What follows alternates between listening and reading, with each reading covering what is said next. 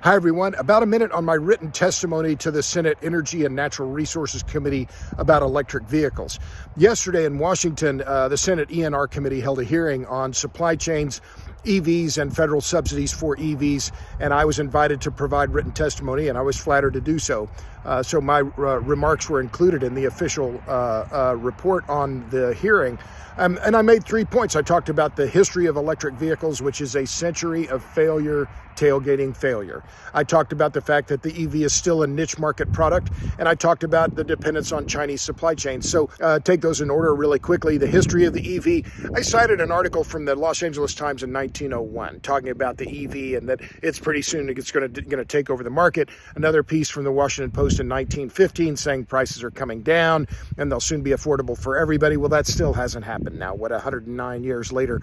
I also talked about the fact that these are niche market products and that auto dealers across the country, in fact, just a few weeks ago, and I talked about it on this channel, auto dealers, and nearly 4,000 of them sent a letter to the Biden administration saying these EPA mandates are unworkable because there aren't enough customers who are buying the vehicles.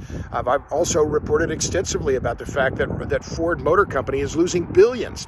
In fact, they're losing more than $60,000 on every EV they make or EV they sell. So the reality is that for all this talk, EVs are still being bought almost exclusively by wealthy white male buyers. That's the market, and they are overwhelmingly Democratic as well. So more than half of the EVs in America are going into heavily Democratic cities, and that's not a mass market product. It's a niche product.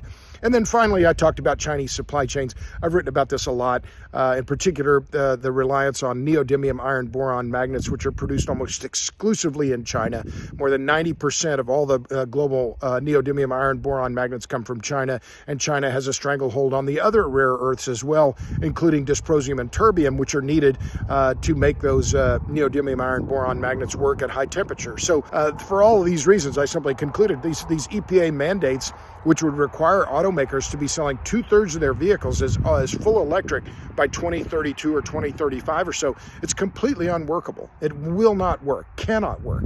I concluded they're unrealistic, and these goals, these mandates are unrealistic and unattainable. So you can read my testimony.